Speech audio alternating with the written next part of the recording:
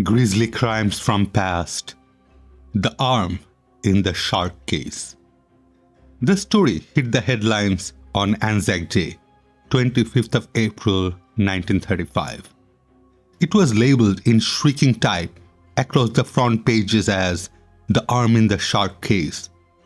To incredulous newspaper readers that day, to police and forensic experts, it was one of the most bizarre mysteries ever. The mystery began in Sydney's seaside suburb of Coogee. Fisherman Bart Hudson had set out in his small boat to examine lines he had baited with mackerel about 1.5 kilometers offshore. He was after shark. Hudson was in luck. He found not one but two of the dread killers. One small shark was already firmly hooked to one of his lines. Another, a 4.2-meter tiger shark, was in the process of devouring the smaller one. The fisherman hauled in the line and found the tiger shark was not firmly ensnared. Turning his boat for the shore, he headed home with the creature in tow. Hudson would normally have killed the shark and hung it on the boathouse scales, but the fisherman's brother Charles ran an aquarium at Coogee, and Bart knew that the prize tiger shark could provide an excellent attraction for the paying customers who crowded down from the city. And so it proved. The shark circled menacingly round the aquarium to the delight of the trippers for a few days. Then on 25th of April, the fascination on the faces of the visitors turned to horror as they witnessed the most astonishing spectacle. The tiger shark went into convulsions. It surged around the water, disgorging the contents of its stomach, rats, birds, part of the smaller shark, and a human arm. Charles Hudson acted swiftly. He fished out the arm and telephoned the police. They found the grisly specimen to be the left arm of a man with a tattoo of two boxers slugging it out. Attached was a length of a rope. At first, police put the case down as a short attack on a lone swimmer or yachtsman until over the days, their suspicion became aroused. No one had reported missing off a Sydney beach, and a police surgeon who examined the arm claimed that it had not been bitten off by a shark, but cleanly amputated with a sharp knife. Fingerprints were taken of the hand, and although they were blurred, experts were able to match the prints of the thumb and ring finger with those of a man in police files. They belonged to James Smith, who ran a billboard room grandly titled the Russell Sports Club, and who had once been arrested for illegal bookmaking. Smith had been missing from his home for 28 days. His brother Edward positively identified the arm, but was unable to give any hint as to Smith's movement.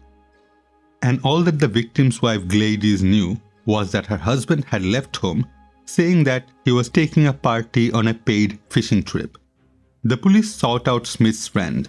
One of them, John Brady, was not easy to find, for he was wanted by Tasmanian police on a forgery charge. But he was eventually ran to ground on 17th May, living with his wife in a small flat in North Sydney.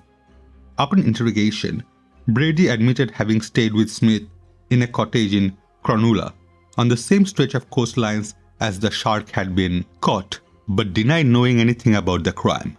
Over the next few months, divers and chartered aircraft searched the waters of Coonamuttah Bay near Cronulla, hoping to find further clues. The police had a theory, however.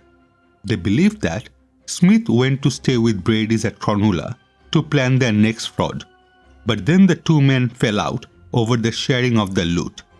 Brady, they believed, killed his accomplice and hacked up the body. He placed the remains in a metal truck but could not fit in the arm. So he roped it to the outside of the trunk and dumped the terrible evidence into the sea. A small shark, attracted by the blood, attacked the trunk, severing the rope with its razor-sharp teeth. As the arm floated free, the shark swallowed it whole. The shark's next meal was the mackerel on Bart Hudson's line, and that was when the shark became a meal for the larger tiger shark. The police theory sounded far-fetched, but the arm in the shark case was soon to prove that fact can even be stranger than fiction.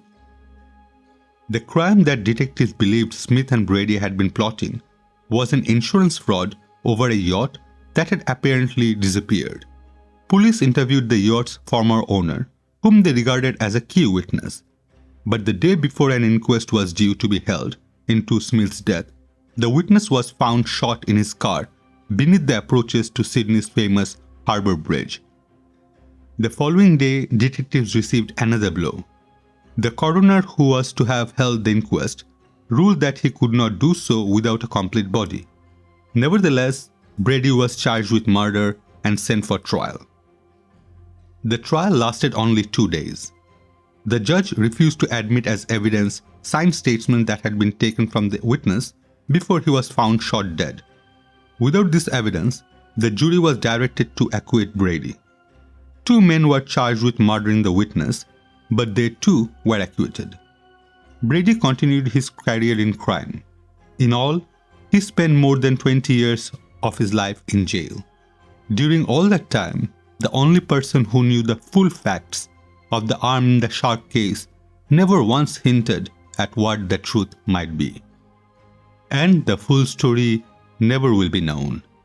John Brady suffered a heart attack at the age of 71 in a prison repatriation hostel. His secret died with him.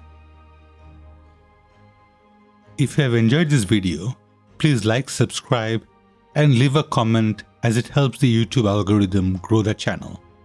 You'd find similar contents in my other videos. Have a safe day. Signing off.